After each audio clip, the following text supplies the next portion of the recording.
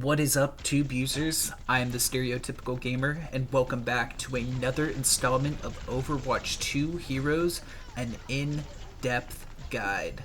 Today, we are finally rounding off the tank lineup by talking about the least enjoyable tank to play, in my opinion, Orisa. Let's get right into things and talk about her primary fire. Orisa's primary fire is Augmented Fusion Driver. This is a projectile-based attack that deals 13 damage to targets with no fall-off range. This weapon fires fairly quickly at a rate of 10 rounds per second. This weapon doesn't ever reload, but will instead overheat if fired consecutively for 5 seconds.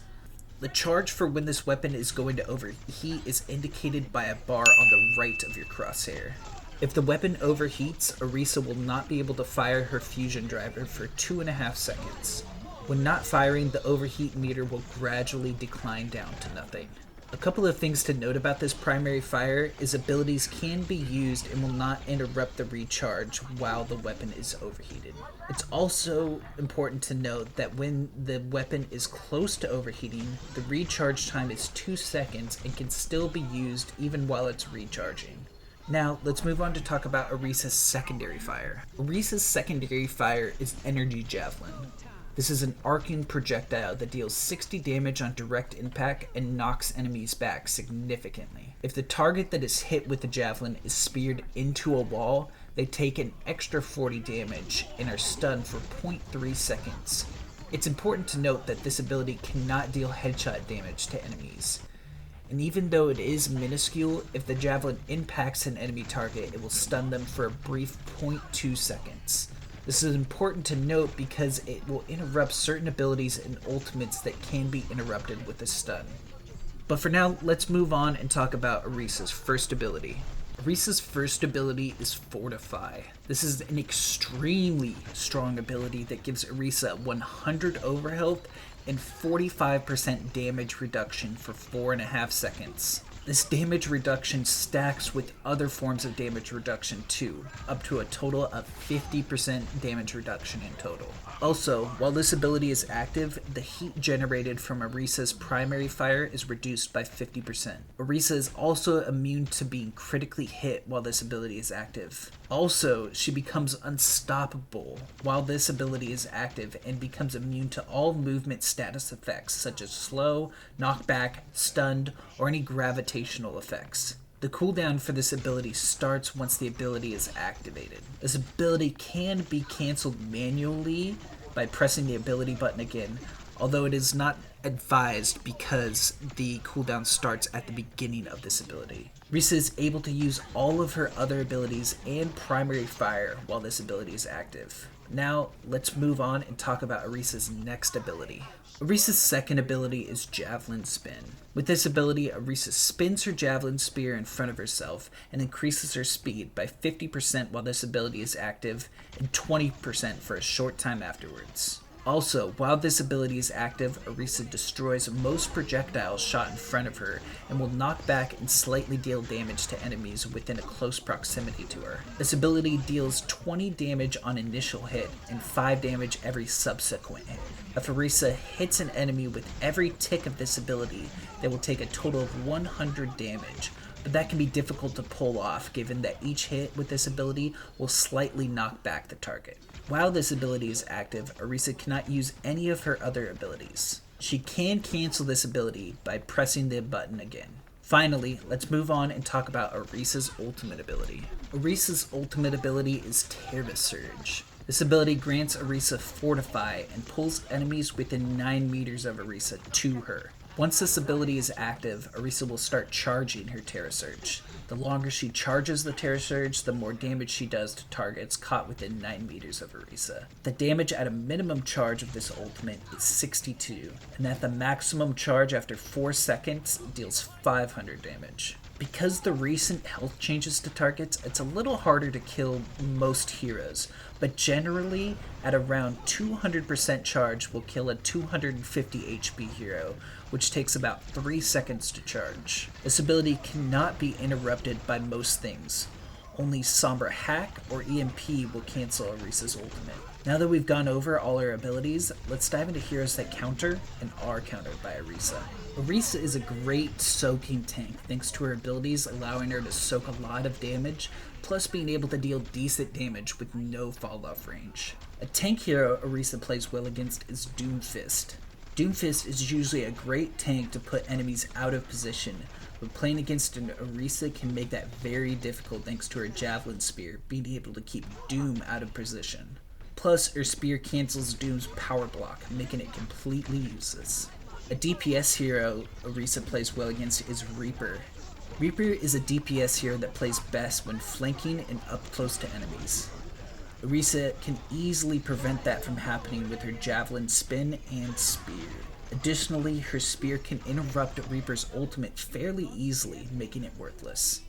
Finally, a support hero that Orisa plays well against is Baptiste. Baptiste is all about positioning.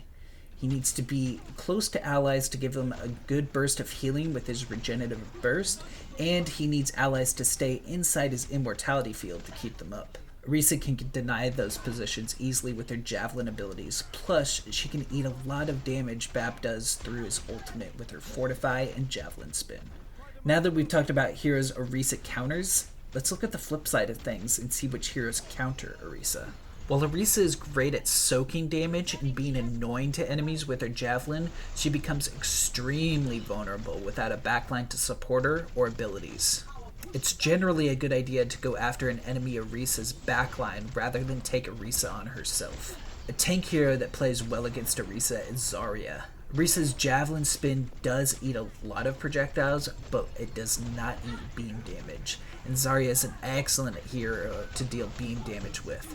Because Orisa fires quickly with her primary fire and can deal a good bit of burst damage with her javelin, Zarya becomes a good hero to counter her because Zarya can bubble a lot of that damage and cut right through her defenses.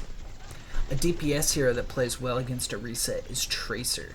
Tracer is a very fast hero that tends to deal with enemy backlines. Because of this and her quickness, it can be tough for Orisa to deal with an enemy Tracer on her own. Finally, a support hero that plays well against Orisa is Lifeweaver. Lifeweaver is a great hero to keep allies safe and out of threatening distance from an Orisa thanks to his pedal platform and life grip abilities. Plus, tossing a pedal platform underneath an ulting Orisa will cause her to go up in the air and effectively nullify her ultimate. Now that we've gone over heroes that counter Orisa, let's hop right into some tips and tricks for the mechanical horse. I'd say the most important thing to do on Orisa to be as effective as you can is to use your javelin spears effectively and just make sure that you hit all of them that you can. Since most of her abilities are defensive abilities and her primary fire really doesn't do a lot of damage, it's just kind of used to pepper down enemies, her javelin spear becomes her most effective offensive tool. And if you can land the shots with it and know when things are going to happen and are able to stun and cancel things out, you can be extremely effective with Orisa and can easily win a lot of fights with good spears. Another hugely important tip I have for playing Orisa is to try and never overheat your primary fire, because if you do overheat it, there's that 2.5 seconds where you can't use it again, and you're basically forced to use some sort of defensive cooldown to make sure you don't die in that time that you're not firing.